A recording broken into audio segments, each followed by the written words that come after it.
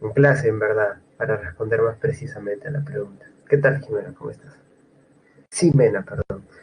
Eh, Bien, el día de hoy vamos a hablar de epistemología y pues como primera reflexión, ya que sabemos por anticipado que la epistemología es esta disciplina filosófica relacionada con el conocimiento científico, bueno, con la ciencia en general, más específicamente con el conocimiento científico, la primera reflexión que tenemos que hacer es pues, ¿qué lugar ocupa la ciencia hoy en día?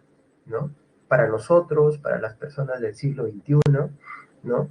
Y de esta época en específico, ¿no? Que es una época tan curiosa, ¿no? Dentro de la historia de la humanidad, donde los movimientos políticos y las reformas de salud se han juntado, ¿no? ¿Qué tal? Buenas tardes, David. ¿Cómo te va? Entonces, hola Maricielo. Entonces ahí está el detalle, ¿no? La epistemología nos habla de la ciencia efectivamente y la ciencia hoy en día ocupa un lugar muy importante en nuestras vidas. Obviamente, ya sea en tanto que es ciencia aplicada a través de la tecnología, que de qué manera más obvia, ¿no? Se podría decir, irrumpe en nuestras vidas, modifica nuestros hábitos, condiciona nuestras actitudes y demás, ¿no? Pero también en tanto que conocimiento científico nos modifica, ¿no? No solamente en la parte aplicativa, en la parte de la ciencia aplicada, sino que el mismo conocimiento científico nos condiciona, ¿no? Bueno, hay personas que obviamente han hablado del predominio del discurso científico, tanto dueños de la verdad, y que no están así, ¿no? Y de hecho la versión más seria es aquella que desconfía de la ciencia, pero la versión menos, perdón, desconfía de la ciencia pero con sustento, y la versión menos seria es la que desconfía, ¿no? Eh, Como los movimientos que van en contra de teorías o leyes científicas clásicas, ¿no? Pero obviamente sin pruebas contundentes, eh, o sin siquiera haber pasado filtros de refutación, ¿no? Como por ejemplo el terraplanismo, el estatismo universal, ¿no es cierto? Estas ideas que se han puesto en boga últimamente, ¿no? Y quizás como una consecuencia, pues, de la gran fuerza que ha tenido la ciencia, ¿no? Podría verse así también. Eh, y bueno, están pues estos estudios, ¿no? ¿Cuánta gente basa su vida en estudios que demuestran cosas que todavía no han sido, o que se supone que demuestran cosas que todavía no son algo garantizado, ¿no? Podría ser pues el caso de cuando estamos por ejemplo, estamos navegando en internet o cuando estamos en nuestro Facebook o en Instagram, lo que sea que uses, y de pronto aparece una noticia, ¿no? Tal universidad o tal instituto de investigación demuestra que las personas que no se bañan tienen un alto coeficiente intelectual y tú alegre, bien, tenías razón, sabía que era un genio, ¿no es cierto? O por ejemplo, cuando ven, esto sí lo he visto, esto sí no lo estoy inventando, lo anterior lo inventé, pero esto que voy a decir es cierto. Por ejemplo, estudio demuestra que las personas que no tienden su cama tienen una mayor creatividad, ¿no? Y claro, ¿y cuánta gente contenta por eso, ¿no? Entonces, los estudios a día de hoy, estos que no son tan seguros, pues, a veces nos terminan por demostrar el grado en el cual la ciencia ha venido a ocupar nuestras vidas, ¿no? No solamente en tanto sus consecuencias físicas aplicativas, sino también en la medida en que es un discurso que ocupa nuestras vidas, ¿no? Y cuántas veces, pues, terminamos por rechazar alguna idea, alguna opinión por el hecho de que no va de la mano de teorías científicas, ¿no? Bueno, entonces la ciencia es muy importante y un poco que esta clase sirve más para explorar la naturaleza de la ciencia que la de la epistemología misma, porque la epistemología misma es problemas, recuerda, no es una disciplina filosófica, así que tiene que ver con problemas. Eh, por lo mismo, pues podemos también ir soltando ya en esta clase, como anticipo, algunos problemas que tiene la epistemología, y la próxima clase que vamos a hablar un poquito de historia de la ciencia, vamos a ver cómo se han desarrollado estos problemas dentro de la historia de la ciencia misma, ¿no? En primer lugar, unas observaciones preliminares que siempre hacemos, que son las observaciones etimológicas y de fundamento, de definición, y que tienen que ver, pues, en este caso, con el término episteme, ¿no? Recuerda que episteme para Platón era otra cosa, ¿no? O sea, no podemos asumir episteme hoy en día de la misma manera. Claro, lo podemos traducir también como ciencia, lo que proponía Platón, pero no era una ciencia como la que conocemos hoy en día, sino que recuerda que para él la episteme era este contacto con las ideas, ¿no? La persona que tenía episteme era una persona que conocía las ideas, las formas puras, el topus urano, ¿no? Entonces, en ese sentido, es que se podía entender episteme, ¿no es cierto?, antes, pero a día de hoy nosotros sabemos que ciencia ya tiene una connotación distinta, sabiendo que ciencia se entiende por este conjunto de conocimientos, ¿no es cierto?, que vienen respaldados por una la comunidad científica, obviamente, y muchas veces, ¿no es cierto?, han pasado una serie de filtros y cumplen con una serie de requisitos, ¿no? Diríamos que es un conjunto, ¿no? Es un conjunto de conocimientos. Entonces, la epistemología se encargará, pues, de estudiar la fundamentación de la ciencia, la estructura del conocimiento científico, ¿no? El primer punto, el de la fundamentación, ya es un problema, ¿no es cierto? ¿En qué se fundamenta la ciencia? Bueno, se fundamenta en algunos principios que se pueden debatir filosóficamente. Por ejemplo, asume la teoría de la verdad de la correspondencia, que hemos visto en la clase pasada, ¿no? Donde la verdad es aquella que se corresponde con los hechos. Bueno, entonces habría que ver por qué no puede ser una postura idealista. Eh, También implica, pues, una revisión de las teorías nociológicas que van en contra del escepticismo. Se puede conocer, que afirma que se puede conocer, ¿no? Bueno, ahí está. Eh, Respecto de la estructura, ¿no es cierto? ¿Cuál es la estructura que respalda un conocimiento verdaderamente científico? Las teorías científicas están cambiando, son de una vez y para siempre, o también se les puede considerar como modificables o quizás sustituibles. También tiene un método científico, ¿no? La epistemología considera, dentro de los problemas que considera, puede plantearse o ha llegado a plantearse si acaso el método científico es solamente una formalidad o también se puede considerar una especie de, ¿cómo lo diríamos? Una especie de filtro verdadero, ¿no? O es solamente una formalidad para poder presentar un conocimiento de una manera más ordenada, o es que de verdad funciona para poder garantizar que el conocimiento sea realmente científico. Bueno, hay, hay que recordar que también, ¿no es cierto?, se problematiza cuáles son esos requisitos que hay que considerar para que el conocimiento sea considerado científico, pues, ¿no? Eso es lo que acá se llama las condiciones de validez. Bueno, pero esto es la epistemología, ¿bien? Hablando de la ciencia misma, ¿no? Nosotros sabemos que es un conjunto de lo que dice ahí la presentación, pero recuerda lo siguiente, ¿no? Recuerda que a pesar de que es la ciencia, en verdad hablamos de un conjunto de ciencias o disciplinas científicas que abordan aspectos, acá dice del universo, ¿no? Un poco porque cuando decimos realidad, algunos por ahí lo toman muy filosóficamente, así que bueno, ya universo, ¿no? Y pues la diferencia es que en cómo se aborda el universo, ¿no? A diferencia de cómo lo hace la filosofía. Recordemos que la filosofía pues lo hace de una manera muy distinta. Y esto lo comprobamos cuando vemos cuál es la característica del conocimiento científico, que dicho sea de paso, sí es conocimiento, ¿no? En el caso de la filosofía, nosotros tenemos hipótesis, o sea, un alto nivel de especulación para poder tratar de responder a las grandes preguntas que se han hecho los seres humanos a través de la historia. En otras palabras, lo más importante para la filosofía son las preguntas y para el caso de la ciencia son las respuestas y los requisitos que se deben cumplir para que estas respuestas pues tengan cierta firmeza, ¿no?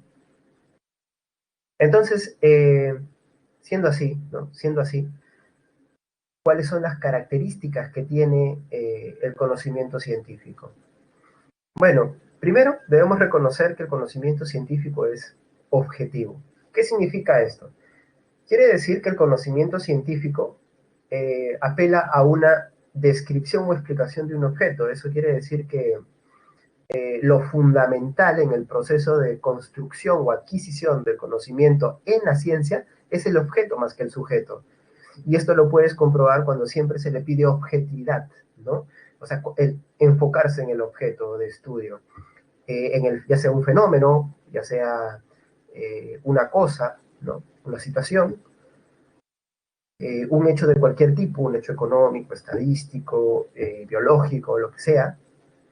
Y entonces, acá la gran imagen que se nos puede venir a la mente es la clásica imagen caricaturizada, obviamente, del científico, ¿no?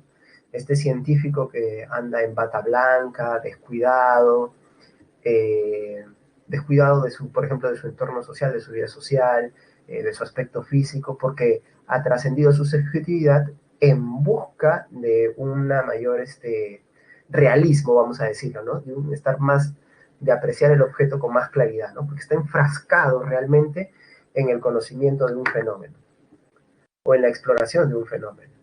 Entonces, un poco esa imagen, ¿no? Que hoy en día esta serie animada Ricky Morty lo ha llevado al extremo, ¿no? Ya es alguien incluso ebrio, que por toda la cantidad de conocimiento que tiene, pues es alguien no solamente mareado etílicamente hablando, sino también que ve la perspectiva de una manera totalmente distinta, ¿no? Y si lo confrontas con otros personajes, lo que son, digamos, los normales, pues ahí entiendes un poco la diferencia, ¿no? Entonces, claro, se basa también en este estereotipo del científico que en pos de la objetividad, aún sacrificando su subjetividad, ¿no? O su personalidad. Si eh, y claro, no solamente se trata de un apelar al objeto, sino tengo que ir a conocer el objeto, pero tratando de usar algo, una serie de herramientas, tengo que aplicar una serie de requisitos, un método. Eh, sí, Valentina, tienes razón. Y entonces, ese método, ¿no es cierto?, que es un conjunto de reglas y pasos, se termina pues por considerar un filtro indispensable, ¿no? Porque no solamente se trata de que ordene la presentación de una investigación o el resultado de una investigación, sino que se supone, ¿no es cierto?, que el método permite discernir un conocimiento que sea potencialmente científico de uno que no lo llegaría a ser. Eh, entonces, por eso es importante el método científico. Pero dicho sea de paso, acá podemos hacer una observación. Pero ¿qué pasa, por ejemplo, con ese conocimiento científico que en etapas previas a la ciencia tal y como la conocemos hoy en día, ya sea en la antigüedad, el medioevo, la modernidad, en esas etapas en las cuales no existía un método científico tal y como lo concebimos hoy en día, ¿no? Sino que era un método más espontáneo de tratar de conocer los objetos. Pero sin embargo se lograron proposiciones, hipótesis, conjeturas que hasta el día de hoy seguimos aplicando. Entonces ahí la pregunta es obvia, ¿no? Entonces, ¿qué sucede? Pues, ¿acaso esto no nos da a pensar que el método no es más que una formalidad para tratar de presentar el conocimiento como científico? Podría ser. ¿O es que de verdad le suma una garantía el método científico al conocimiento efectivamente científico? Y bueno, ahora venimos al método científico, ¿bien? Y otro es precisamente la racionalidad, ¿no? Una característica que comparte con la filosofía. Como yo te dije, claro, la filosofía puede ser más especulativa, pero eso no quiere decir que sea irracional, que no sea meramente imaginativa, o si tú quieres, que no sea meramente, ¿cómo lo podríamos decir? Gaseosa, ¿no? O sea, no es decir por decir cualquier cosa, sino que un planteamiento filosófico que busca dar respuesta a un problema filosófico tiene que ser, pues, también un discurso ordenado, ¿no es cierto? Un discurso que se basa en una estructura lógica, ¿no es cierto? Y que además, ¿no es cierto?, propone pues el análisis, ¿no es cierto? O sea, deja a disposición el análisis de ese discurso porque obviamente cumple con las premisas racionales, ¿no? Entonces, en eso sí se parece a la filosofía, ¿no? Pero recordemos que diríamos que la ciencia implica requisitos más específicos que la filosofía aún, ¿no? O otro tipo de requisitos que son un poco más empíricos, diríamos, ¿no? Y eso se comprueba en la siguiente característica que tiene que ver con lo fundamentado de la ciencia. Eso quiere decir que la ciencia tiene, o el conocimiento de la ciencia tiene que basarse en pruebas y demostraciones. Ya sabes, de corte empírico, o sea, basada en la realidad. Nunca basado en cualquier otra cosa, ¿no es cierto? Nunca basado en se me ocurrió, fuente, lo soñé, fuente, lo vi en Wikipedia. No, no, no. Se supone que una proposición científica tiene que basarse en pruebas y demostraciones de corte empírico, ¿no? Eso es más o menos lo que la ciencia, ¿no es cierto?, espera para que cualquier tipo de conocimiento sea considerado científico.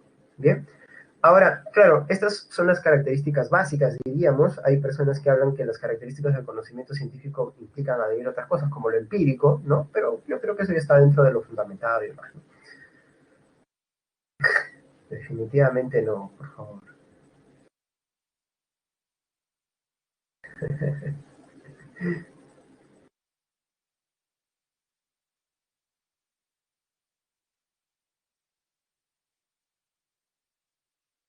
Bueno, entonces, parece haber una gran trascendencia en esto del método científico, ¿no? Eh, y de hecho, acá vamos a presentar el método científico, pero como ustedes van a ver, en verdad existen esquemas en los cuales hay pues una mayor, eh, ¿cómo lo diríamos? Una mayor cantidad de pasos. A ver, esperen que lo vemos ahora. Sí, voy a buscar una. Sí, a ver, para que ustedes vean que hay otras propuestas, ¿no? Aunque no es la que ustedes tienen que recordar.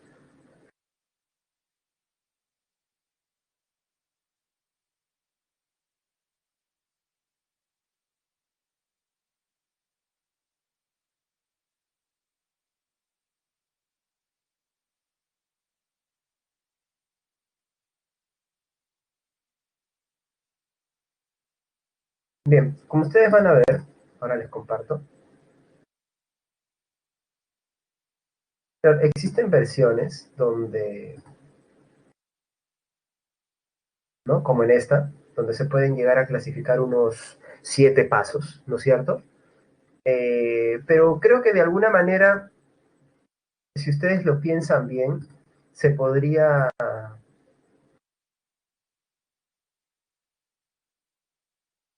reducir a estos 4 pasos que nosotros tenemos en nuestra presentación oficial, ¿no? Entonces, yo creo que más o menos lo que ustedes están viendo en este momento es lo mejor que podríamos considerar como el método científico, si es que los pasos del método científico, si es que se quiere extender más, ¿no? Pero claro, hay otras versiones que, como les digo, a veces tratan de hacerlo un poco más extenso y en verdad más preciso, ¿no? Seguro. Entonces acá hay, por ejemplo, la versión de los 6 pasos, ¿no es cierto? Nosotros vamos a verlo en 4 pasos, pero de una manera en verdad bastante sencilla. Y sabiendo que incluyen estos pasos a veces subdivisiones en el procedimiento, ¿no? Entonces, por ejemplo, primero tenemos el problema, se plantea el problema, esto quiere decir, se formula la pregunta que se busca responder en base al fenómeno, al objeto de estudio, al hecho, ya si quieres, y entonces puede ser qué es lo que está pasando, por qué sucede esto, o también un cómo funciona, ¿no es cierto?, determinado mecanismo de la naturaleza artificial. Eh, y entonces, el planteamiento del problema para muchos es una de las partes más importantes. Y claro, aquí, por ejemplo, estamos pasando por alto la observación, ¿no es cierto? Observar para poder luego discriminar de una manera más precisa el problema. Eso también es algo importante, ¿no? Pero vamos a considerarlo dentro del problema para no hacer demasiado aspaviento al respecto, ¿no? Lo siguiente sería pues la consideración de, si ya tengo el problema identificado, ver cómo podría resolverlo, y esto se ve con el famoso planteamiento de la hipótesis.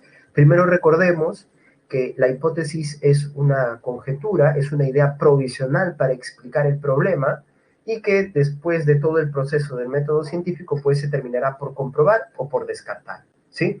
Entonces, lo siguiente es la contrastación o la experimentación. Hay quienes acá dicen que se puede incluir más, un paso más, en el cual es escoger el método o el tipo de experimento o método de contrastación que más conviene, ¿no?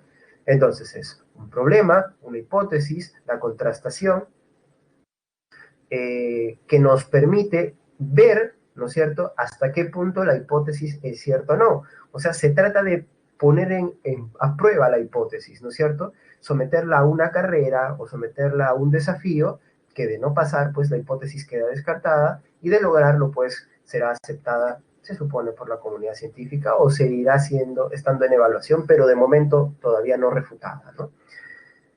Entonces, un poco que si ustedes observan, ¿no es cierto? Eh, si en el caso de que la experimentación y el análisis de los resultados lleven a decir que la hipótesis es incorrecta, entonces nosotros ¿qué tenemos que hacer? Volver a plantear una hipótesis.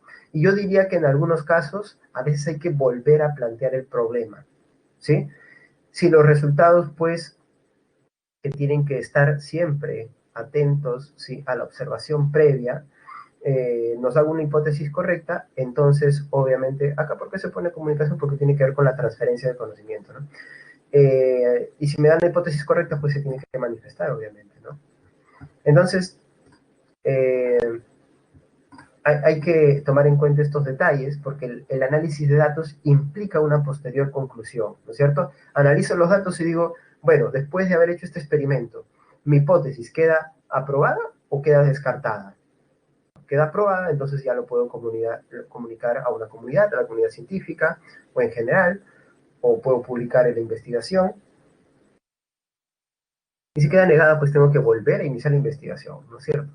Entonces, ese es el método científico. Pero uno, como les decía, puede plantear algunas preguntas al método científico. ¿Qué tan seguro es este método científico finalmente? Pensemos, como les decía, en cuántos de los descubrimientos y cuántas de las investigaciones importantes dentro de la ciencia desarrollada por los seres humanos no ha seguido un método científico. Y a veces han sido como cuestiones azarosas, a las cuales ya luego se les puede haber dado el revestimiento de método científico, ¿no? Por ejemplo, a ver, permítanme un momentito. Este es un libro, es una novela biográfica sobre Alexandre Yersin. De repente alguien conoce a Alexandre Yersin. A ver, hagamos una encuesta así, veloz, fast, ¿sí? ¿Quién es Alexander Yersin? Alternativa A, eh, quien descubrió, ¿no es cierto?, cuál era la causa de la enfermedad de la cólera. Alternativa B, el primer microbiólogo de la historia de la humanidad. O alternativa C, un viajero que descubrió cuál era la causa de la peste bubónica. ¿Sí? A ver, sus alternativas. Repito, A, descubridor del cólera. B, primer microbiólogo, o C, descubridor de lo que causa la peste bubónica. ¿Ya lo googlearon? No lo googleen, ¿eh? No hagan trampa.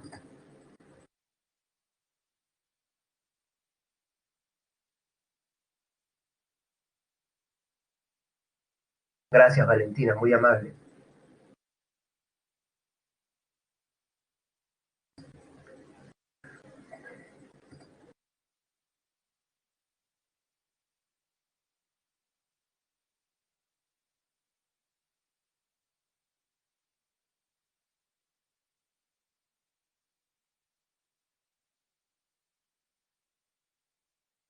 Bien, entonces,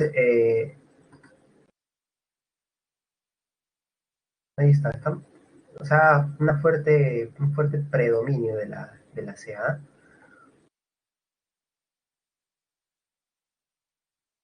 Entonces, ¿quién fue este señor finalmente? Alexander Yersin. Bueno, les cuento un poco así brevemente, ¿eh? Porque implica su historia del descubrimiento para llegar al punto del método científico. Alexander Yersin o Yersin, ¿no es cierto? Fue un microbiólogo suizo que primero estudió con nuestro amigo Robert Koch en un instituto alemán, ahora no tengo el nombre, y obviamente ahí inició sus estudios de microbiología.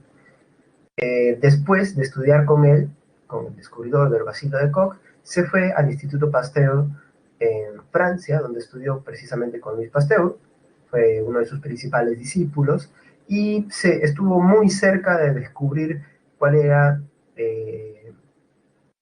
el microorganismo que causaba la enfermedad del cólera, ¿no? Digamos que quien lo sustentó en una investigación le ganó por puesta de mano nada más, ¿no? Entonces, luego de eso, nuestro amigo Alexandre Yersin, ¿no es cierto?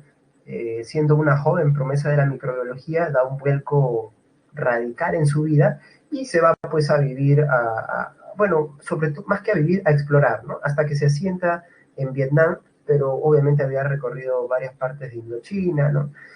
Y cuando nuestro amigo Yersan ya esté asentado, surgirá un nuevo brote de la peste negra, la que asoló la Edad Media, o también conocida como la peste bubónica, ¿no?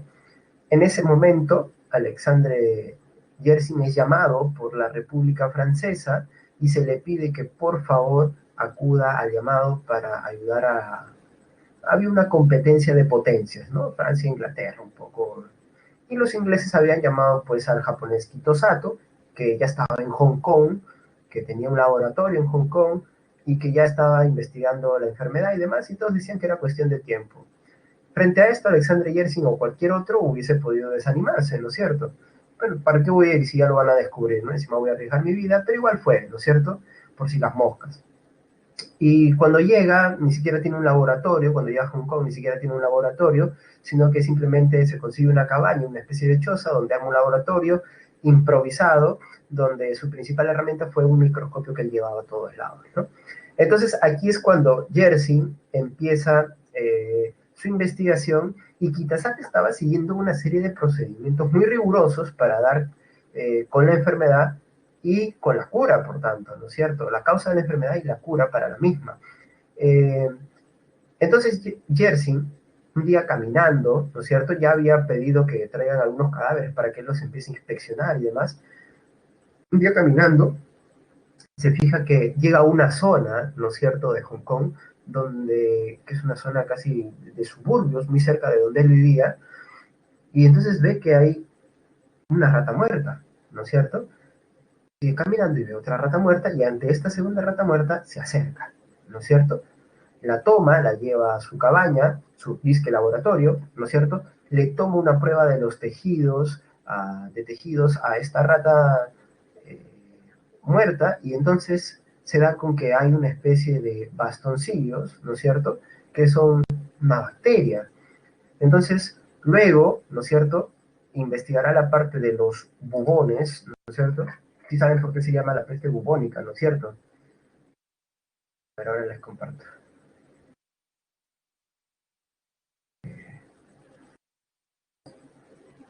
¿Sí? Antes se le decía bubones.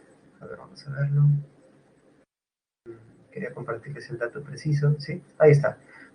A los ganglios, ¿no es cierto? A los ganglios que eran principalmente los que en la pesta negra aparecían inflamados y con un cambio de coloración, ¿no?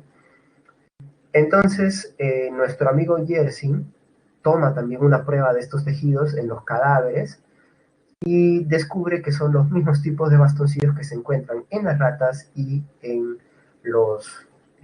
estas personas fallecidas por la enfermedad, por la peste. Entonces, con esto, Yersin le gana la carrera a Kitosato. O sea, Kitosato estaba en un laboratorio encerrado. Probablemente alguien que habla de usar el método científico diría que Kitosato hizo lo ideal y que más bien Yersin no tenía ni la menor posibilidad de siquiera ganar una carrera para descubrir cuál era la causa de la enfermedad, pero lo hizo. Pregunta, ¿siguió un método científico? De repente el problema estaba planteado, ¿no es cierto? Pero no tenía una hipótesis. Fue algo casi intuitivo. Ver una rata, otra rata muerta y después decir voy a sacar de acá una prueba de tejidos, probablemente a pocas personas se le ocurrirían, ¿no es cierto? Es como que en este momento, ¿no es cierto?, alguien haga una prueba a las palomas y de pronto descubra que el COVID se transmite también a través de estas palomas, ¿no es cierto? Lo cual sería ideal para que las desaparezcan, ¿no? Y para que nos dejen de molestar. Aunque creo que eso generaría un bullying cibernético mayor, ¿no? Para nosotros. Se descubre que las palomas son el vector de el COVID. peruanos sufren terrible tragedia. Imagínense, ¿no? Eh, las antenas 5G es lo que decían, ¿no? Cómico, cómico. Y bueno, entonces, no te preocupes, Valeria, no son las palomas, no te preocupes. Nadie nos va a quitar ese preciado alimento, lo vamos a conservar. Eh, entonces, de alguna manera, esto demuestra pues que la casualidad juega un papel. Entonces, un epistemólogo como Paul Feyerabend ha llegado a decir lo siguiente: no hay pues algo así como un método científico estricto. Ayuda a investirlo de mayor seriedad y formalidad, y a veces es necesario, pero también hay que recordar que muchos de los grandes descubrimientos y discursos científicos en la historia de la ciencia precisamente han sido casualidades o han empezado por casualidades. El caso de Einstein, ¿no es cierto? Viajando en tren, mirando el reloj y preguntándose, claro, hay que también tener la mente de Einstein y las premisas que tenía Einstein en ese momento para llegar a hacerse la siguiente pregunta, ¿no? ¿Qué pasaría si este tren viaja a la velocidad de la luz? Ya, pues, ¿no? ¿Quién va a hacerse esa pregunta? Pero él se la hizo por una casualidad, viendo un reloj mientras viajaba en tren, y entonces se genera todo esto de la teoría de la relatividad, ¿no? Del espacio y el tiempo. Entonces, yo les recomiendo mucho esta novela, la de Patrick DeVille, Peste y Cólera. Si alguno está interesado en ser investigador o le llama a ese mundo de la investigación, así aunque sea por tanteo, se los recomiendo, ¿no? Es un mundo muy bonito, ¿no es cierto? Y dicho sea de paso, nosotros también hemos tenido grandes científicos investigadores, ¿no? No solamente divulgadores. Empezando por alguien que ya hemos mencionado, ¿no? Daniel Alcides Carrión, también podríamos mencionar a Pedro Paulet, ¿no es cierto? Y bueno, y otros más.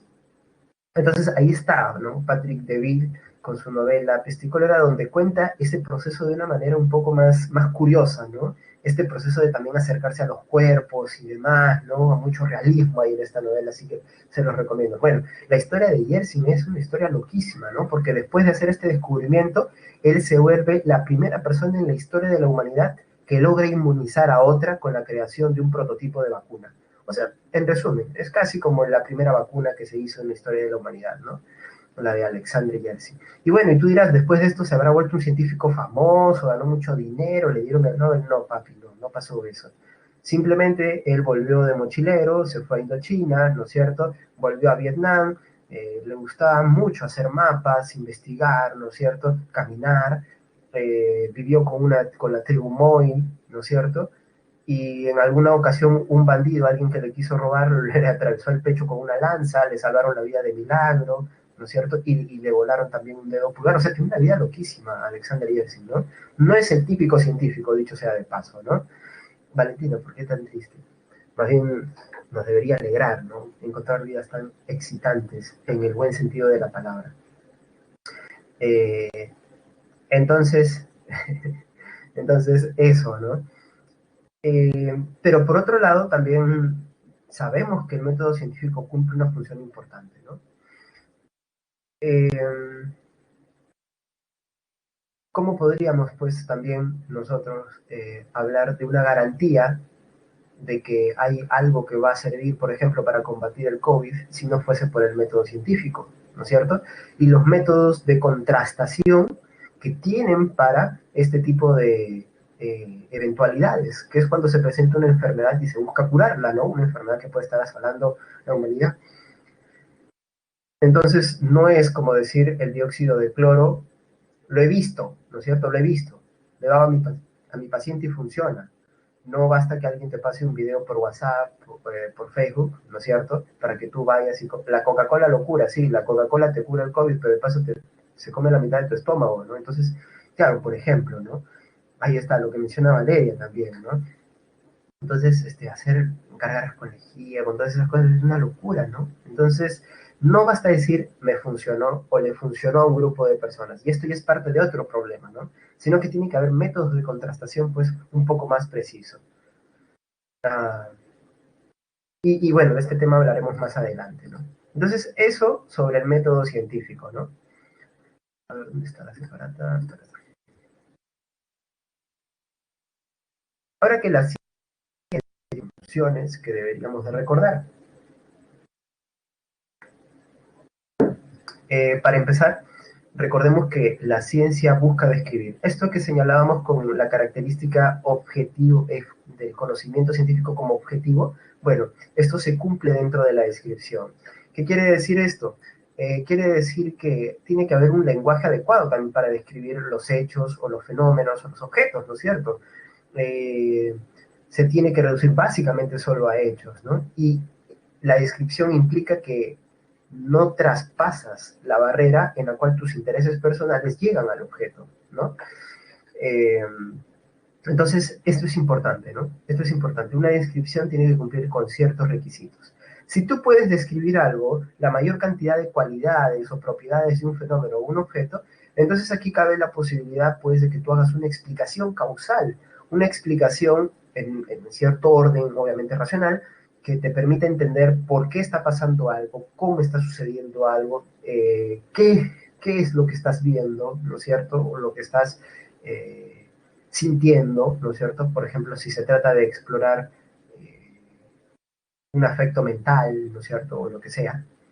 Entonces, la descripción va de la mano, diríamos, de la explicación, ¿no? Es más, hay explicaciones que son previas a la descripción, ¿no? ¿Cómo puedo entender, cómo puedo describir bien un objeto sin una previa explicación? ¿Cómo puedo terminar de describir un reloj con el movimiento de sus manecillas, ¿no es cierto? Si no hay una explicación de cómo funciona el sistema o el mecanismo del reloj, ¿no?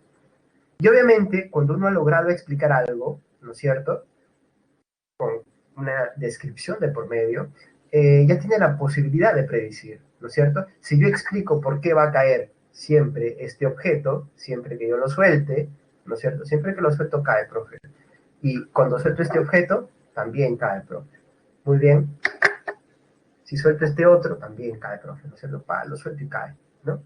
Entonces, la pregunta es, ya expliqué porque hay una ley ahí, ¿no es cierto? La ley de la verdad. Ahora eso me permite, esa explicación a través, formalizada en una ley, me permite también saber, pues, qué puede suceder, ¿no? Entonces, profe, si se cae el lapicero, el bolígrafo, el soporte, lo que sea, si usted en este momento suelta la cámara, ¿también se va a caer? Claro, se va a caer. La cojo, la suelto, ¿no es cierto? Y cae, ¿no es cierto? Ahí está. Entonces, ¿vieron? Clase con efectos 3D. Hay predicción, ¿no es cierto? Por ahí, en ese sentido, hablamos de una predicción. No es una predicción en el sentido intuitivo, pues es una predicción de orden racional, ¿no? Dado que ya hay una explicación, se puede predecir.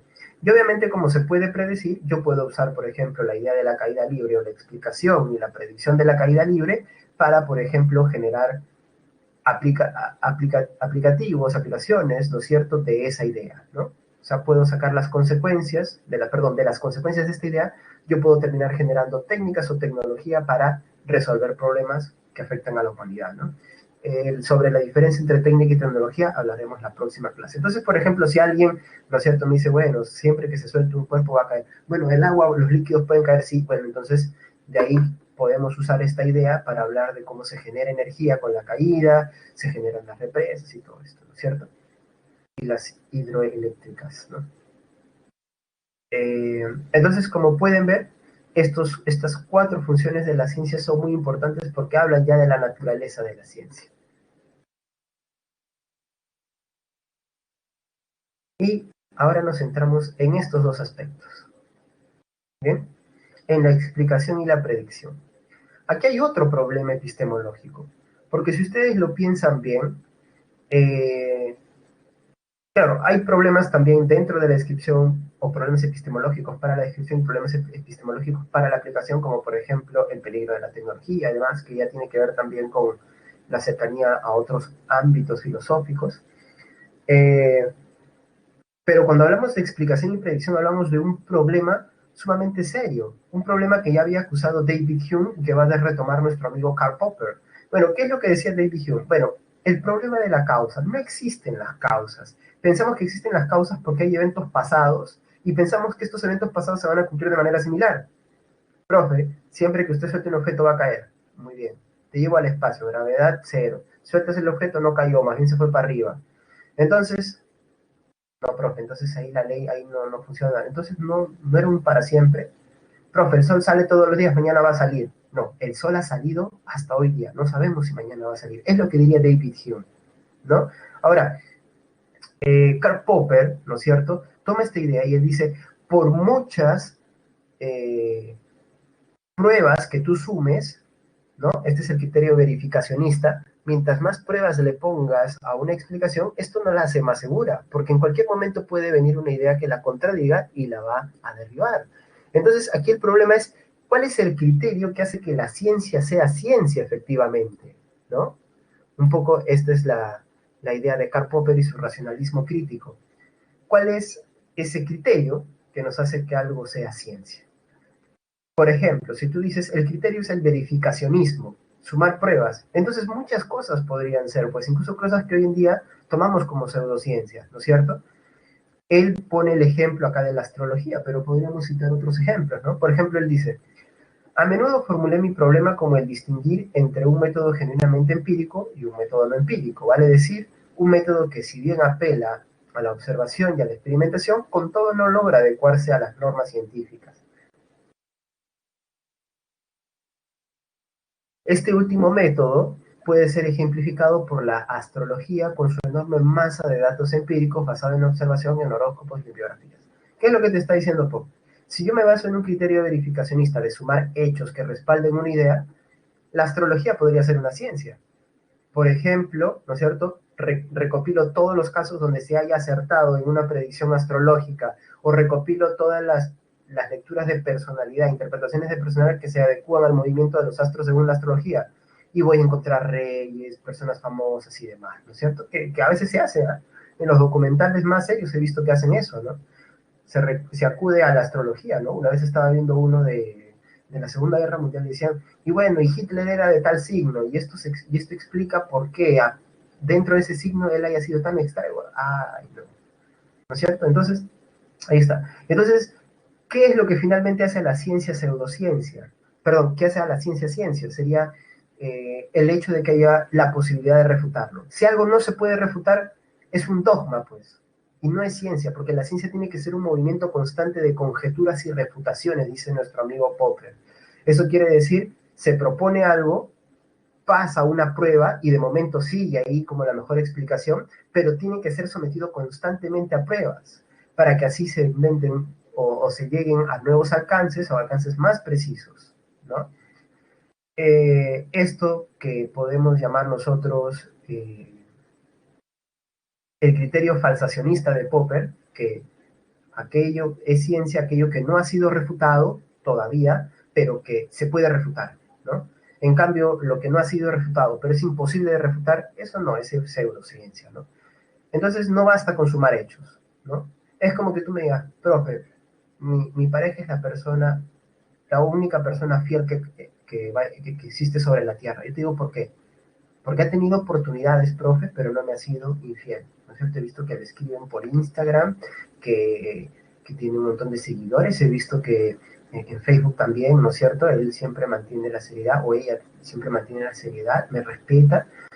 Y una vez revisé su WhatsApp, profe, porque justo vinieron de Badaboom, ¿no es cierto? Y revisando su no encontraron nada, ni siquiera tenía fotos sospechosas o evidentes, nada, profe.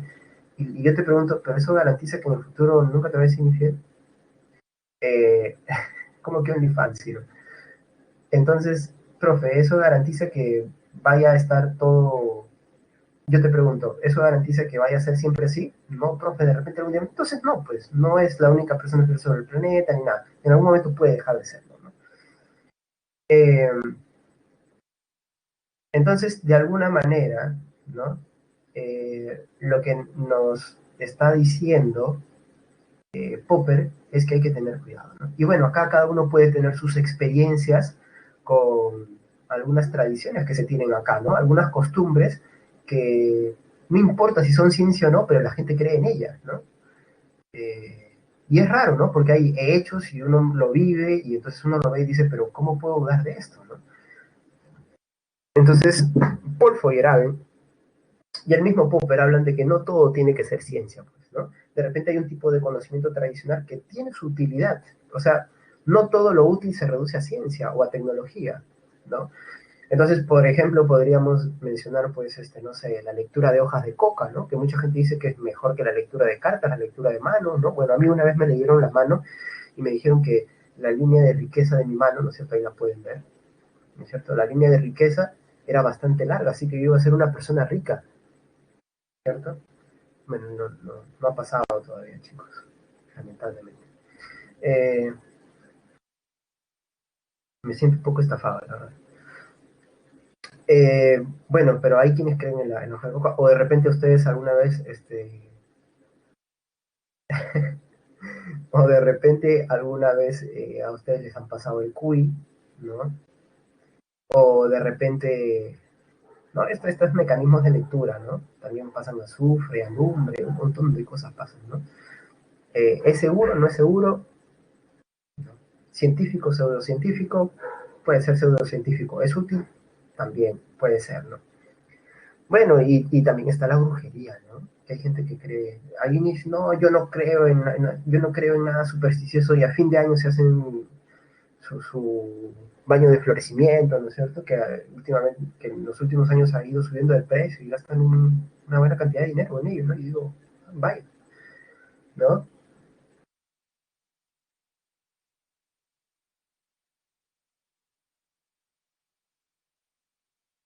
Entonces, ese es un problema, ¿no? El problema de la demarcación, que tiene que ver o está en relación con esto de las funciones de la ciencia de explicación y predicción. Chicos, hasta el momento se ha entendido lo que he explicado.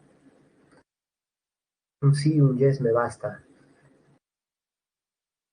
Bueno, Valentina me dice que sí, Maricielo me dice que sí, Judith y Giancarlo, ay, ay, ay, Pilar, Xiomara, Giancarlo en francés. Miren ustedes, están usando su tiempo libre bien, ¿no? Duolingo, Duolingo puede ser. No, mentira.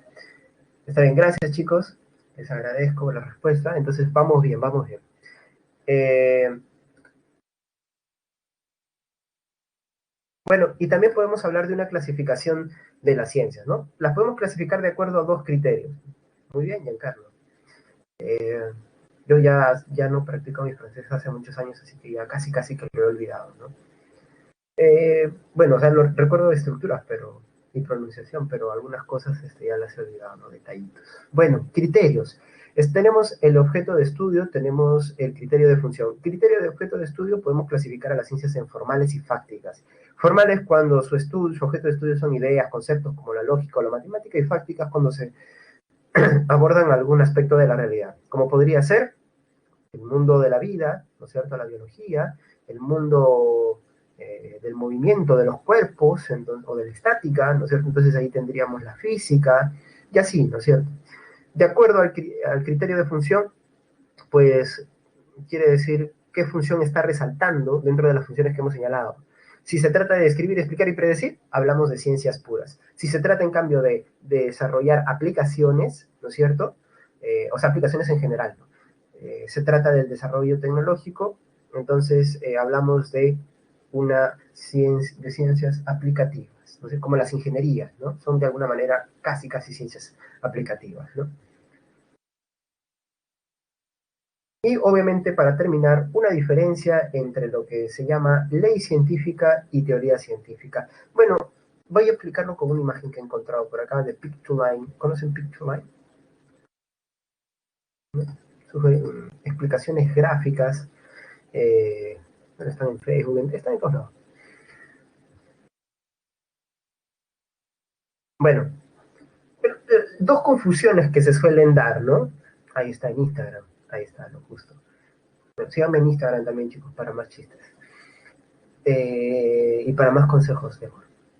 Eh, Dice lo siguiente, esta diapositiva, yo coincido con la primera, pero tendría que añadir algo. Dice, cuando una teoría se comprueba al 100% se convierte en ley. Este es el primer error, ¿no? Esto no es así, no funciona así. Y lo otro es que una ley, perdón, una teoría tampoco es un conjunto de leyes, ¿no? Esa idea también es incorrecta. Porque la teoría va más allá de un conjunto de leyes. Puede incluir algunas leyes en su explicación general de los eventos, pero no necesariamente. Vamos a ver primero qué es una ley. Bueno, son conceptos independientes y diferentes, dice. Dice, Una ley es una descripción de un fenómeno observable casi siempre a través de una expresión matemática. Esto lo vamos a dejar al margen, lo de casi siempre a través de una expresión matemática, porque no necesitamos mencionarlo. Y dice que nos explica cómo ocurre algo, y el ejemplo podría ser la ley de la gravitación universal. Han escuchado ustedes de la famosa ley de Murphy: si algo puede salir mal, sale mal. Ahí está otra ley, ¿no es cierto? Eh, una ley discutida, ¿no? Discutida y discutible. Eh, y una teoría, por otro lado, es pues una explicación más general, ¿no es cierto? Dice que explica un fenómeno con pruebas y evidencias casi como lo hace una ley, ¿no es cierto? Y uno diría, entonces, pues, ¿por qué no es lo mismo? Porque es más general, ¿no es cierto? Es más general. Porque acá no está explicando el cómo, sino está explicando el por qué. Y al momento de explicar el por qué, pues estás explicando algo pues mucho más amplio, ¿no?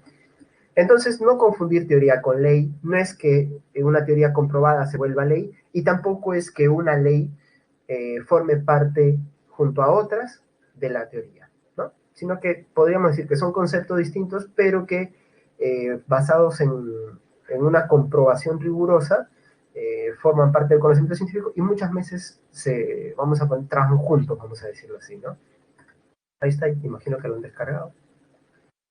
Y pues, a ver, algunos ejemplos de leyes científicas, ¿cuáles podrían ser? Bueno, las leyes de Kepler, las leyes de herencia de Mendel, ley de Boyle y Marriott, ¿no es cierto? O la ley de la gravitación universal, la ley de Fechner. Imagino que ustedes conocen otras leyes, ¿no es cierto? Las, ¿cuántas leyes son? ¿Las de Newton? ¿Tres? No lo recuerdo ya. Y bueno, a ver, ejemplos de teorías, ¿no es cierto? La teoría evolutiva, la teoría de la evolución, ¿no es cierto? Que implica a la vez algunas leyes biológicas, ¿no es cierto? Y las leyes de segregación de Mendel, que terminan formando todo un aparato teórico relacionado con la genética, ¿no? Entonces, como ustedes pueden ver, sí, algunas leyes forman parte, a veces hasta esencial, de una teoría, pero eso no quiere decir que todo se reduzca en una teoría a leyes, ¿no? Es por eso que acá dice, ¿no es cierto? Teoría científica, proposiciones generales sobre los fenómenos, hechos, entidades, relaciones y leyes que estructuran la realidad. O sea, es más general, explica un porqué, ¿no? Bueno, y entonces eso sería básicamente lo que veríamos el día de hoy, chicos, ¿no? Pueden descargarse de una vez la diapositiva. Yo les pido, por favor, que te ayuden a contestar de una vez la encuesta. ¿Sí?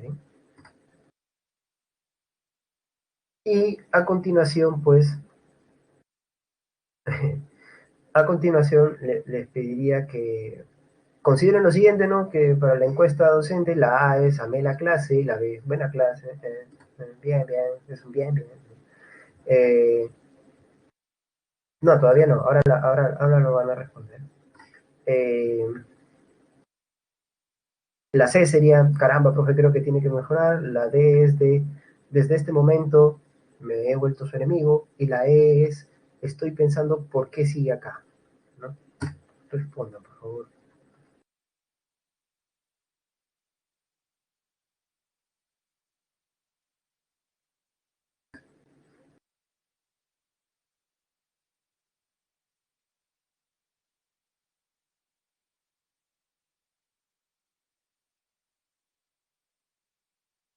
Bueno, la próxima clase vamos a hablar de historia de la ciencia, así que si ustedes tienen ejemplos y los quieren comprobar buscando por internet información, sería genial, porque ayudaría pues a ponerlos dentro de los esquemas que vamos a ver la siguiente semana. Así que eso, ¿bien?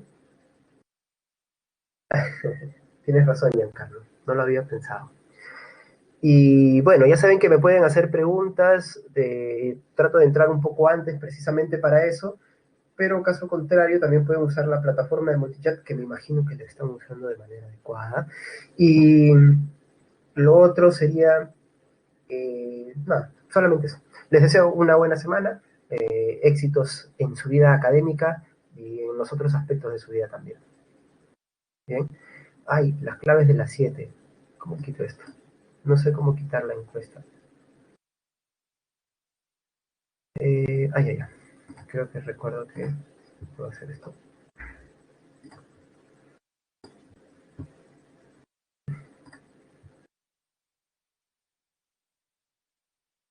No, no se puede.